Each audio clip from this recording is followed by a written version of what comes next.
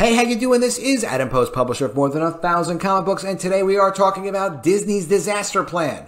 Bob Iger has taken the McKinsey & Company plan developed by Bob Chapek, Christine McCarthy, the CFO, and their outside consultant, McKinsey & Company, and he's going to do what McKinsey said, hey, you really ought to do this, which is massively lay off people, reorganize the company into 3 different segments, and restore the dividend. The dividend restoration may not have been McKinsey & Company, maybe that was Bob Iger's, but I'm really not seeing anything all that unique about this plan. It sounds exactly like what Bob Chapek and Christine McCarthy were going to do. Let's get into this article and discuss it. Before we do, please be sure you are subscribed to the channel. Click the bell for notifications and give me a thumbs up. 5 things we learned from Disney's busy earnings call and 5 things we didn't. Layoffs, ESPN, and even dividends were all on the agenda. What's going on with Hulu, Florida, or Nelson Peltz is still up in the air. Disney's first earnings call with Bob Iger back at the helm was as much of a blockbuster as we expected it to be. With a proxy fight looming and dismantling of the former CEO's legacy, it's almost as if the company thought to throw us a bone by announcing sequels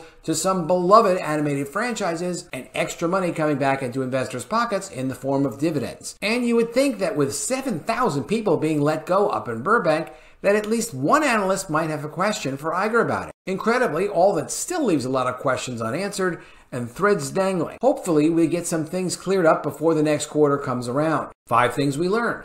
A big reorganization means big layoffs. Bob Iger made good on his commitment to return power and accountability to the creatives at Disney and restructure the company under just 3 branches: parks, meaning theme parks, ESPN, and the newly formed Disney Entertainment. That's a lot of creatives and people falling under that one roof, which will now be led jointly by Dana Walden and Alan Bergman. And it means those creatives will be the ones calling the shots and taking the blame on what gets made and where it gets released and how it gets marketed. This is a lot more sensible of a plan than having Kareem Daniel do it, who had no experience to be in that position, to be making the decisions for the entire company. I mean, that was really like the silliest thing and should have been impossible to have happened. But with that comes the loss of 7,000 jobs, many of them likely among these entertainment ranks. Former CEO Bob Chapek's prized DMED division is gone, and Disney hopes all the new moves amount to $5.5 billion in cost-saving synergies. As Iger and CFO Christine McCarthy clarified on Wednesday, roughly $3 billion in those savings will come from a reduction in content spend. Those changes won't be noticeable in 2023, they explained, and it still put Disney in the low $30 billion range for overall content spend. But Iger said numerous times on the call that Disney aims to focus more on aggressive curation when it comes to content and reducing costs on the general entertainment side of things, and that means taking a hard look at the cost of everything Disney makes. Iger gave the example that by putting all creatives under one unit, it'll allow them to plan better when it comes to making things for both global audiences and local international ones. The other thing that I haven't seen any articles mention is that when Disney had this DMED division, that was a distribution company. Disney has production companies, television companies, animation studios. What Disney was doing was selling at a very high price. For example, $25 million for every Marvel show or episode that they sold on Disney+. In the Netflix days, those shows were $3 million each. Somehow, every Marvel show got expensed all the way up to $25 million. Things have gone up in price, that's understandable, but not that much. Especially when you look at a show like Sandman, which Netflix almost did not renew because the show, even though it was incredibly successful for Netflix, it cost $15 million per episode. Well, that was too much for Netflix. So how is Marvel able to spend $25 million on average shows? The complicated situation of it is, Marvel would make the shows from their production unit and sell them for $25 million to their distribution unit at a profit to themselves. And then they would book that profit and say, hey, look how profitable we are on the production side, and then lose money on the streaming service side, the distribution unit. Now they're not doing that anymore because Iger is getting rid of DMED. I'm going to promise you a massive amount of the savings are coming from not overcharging themselves anymore for content. They're not going to be in the business of selling from their production unit to a distribution unit the content they're producing at an inflated, very high price. And the reason they're not doing that anymore is because Iger wants this DMED thing gone. And the reason that it's going to be gone is because it was such an accounting shenanigan that if they had continued to do that, eventually it would have been obvious that something is deeply not right at Disney. That's something I've been saying in a number of videos.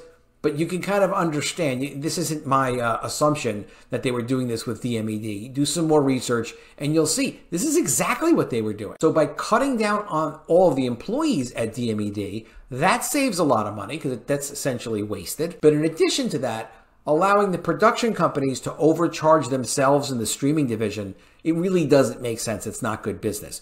The way they got away with it is because even if they spend $25 million on an episode, it still has many years of value. Could be 10 years, 20 years.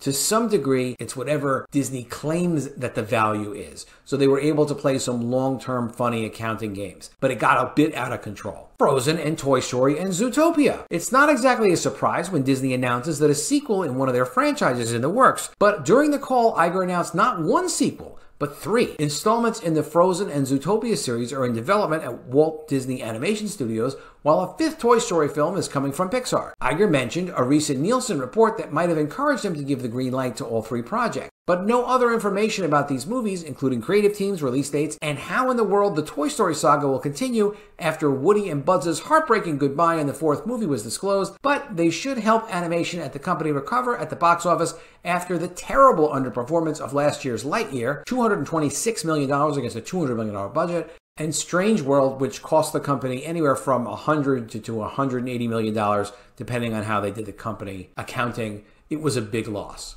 ESPN is not for sale. Iger is saying ESPN is not for sale, and they really can't sell ESPN. And when you ask why, I will always tell you. ESPN is why their other cable channels get distributed at a high price. All the cable distributors must have ESPN. Disney is able to sell their other channels at a higher price than they otherwise would have as a bundle along with ESPN.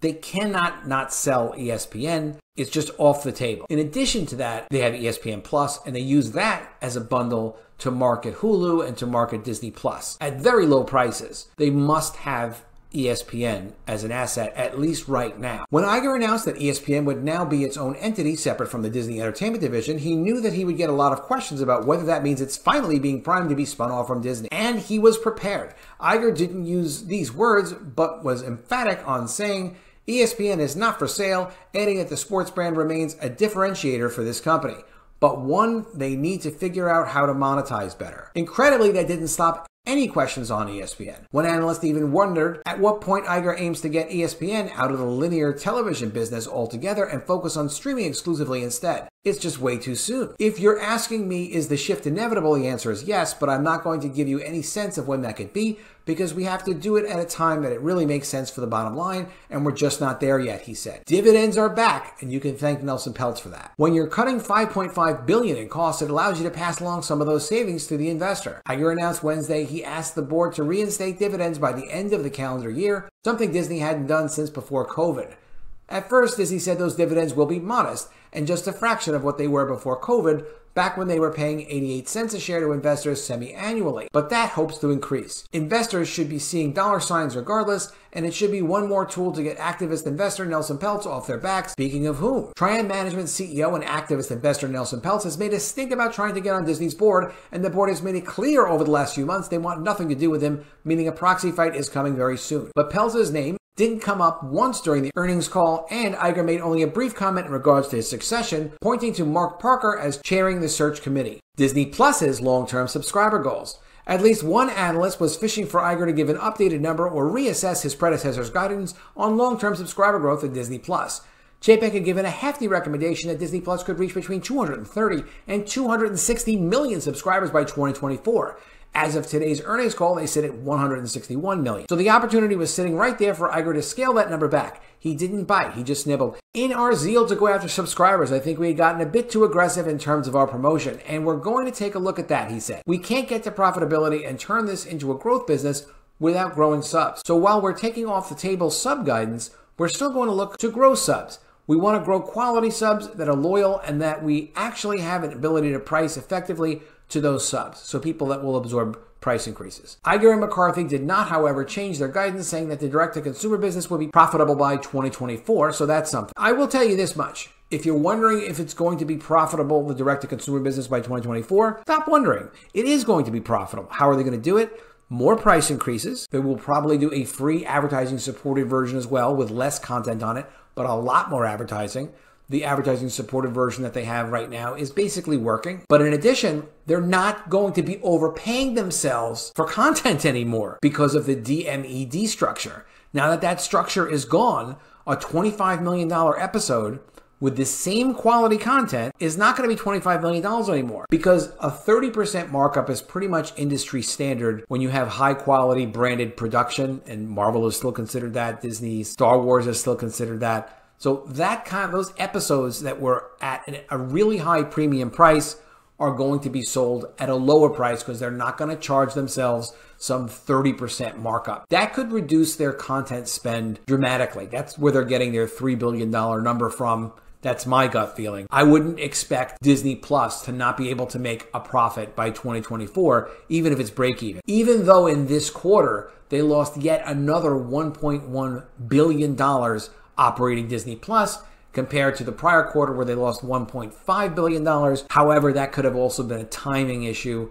where essentially it was very similar results, but they had more expenses in one quarter than another quarter. It's not always a uniform flat expense from quarter to quarter. It's essentially very similar results. Though again, those results look worse than they actually are because they have been selling themselves content at an extremely high markup, which is ridiculous, but it's a good accounting trick if it's not overused. A decision on Hulu can wait.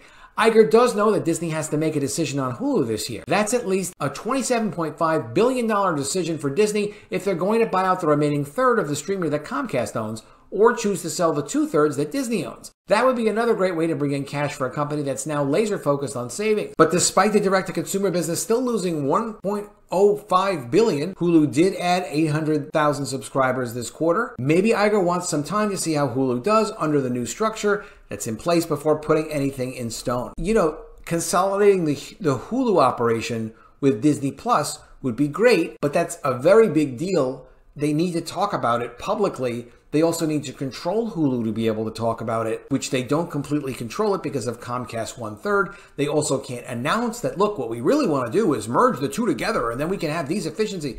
They can't say they're going to do something like that because they don't have a deal with Comcast. So if they said they did that and that was their whole plan, then Comcast could say, oh, that's your whole plan? Well, okay, we're going to have to negotiate a little harder with you because you need us that badly. Yes, licensing is possible. We just don't know how much. What's licensing? So Bloomberg reported that Disney's people are talking about, hey, we kind of are ridiculous to not license some of our library because some of it we could use and it actually promotes our brands. If we licensed out some of our Marvel titles, for example, like Iron Man 1, then wouldn't Amazon just pay us a ton of money for that and then it would promote Marvel and promote people wanting to see Iron Man 2? Yes, of course it would. But their strategy was very restrictive in the past. They were just going to keep all of their content that Disney owns in all of their library, not license any of it out. Well, they've since realized, you know what, we could use that extra $800 million or $1 billion a year like Warner Brothers Discovery is doing with their content. So maybe we'll do some licensing. They're going to do some licensing. They're saving that as some kind of a positive announcement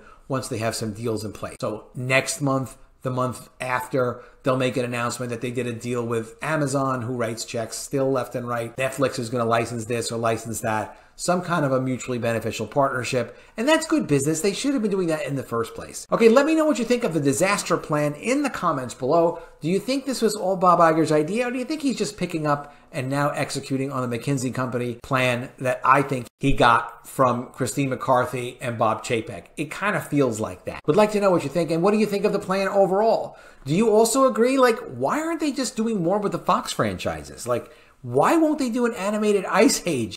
Something is really deeply wrong. Like, you did a $71 billion acquisition and you're not going to do their animated franchise? You're an animated company. Don't you have like multiple animation studios at Disney? Isn't there someone that would be interested in a billion-dollar franchise like Ice Age at Disney? What is wrong with them? Why can't they do that? Why won't they focus on franchises? Let me know what you think in the comments below. Please be sure you're subscribed to the channel. Click the bell for notifications. Give me a thumbs up, and I'll see you again soon with another video. And if I don't see you, I will miss you.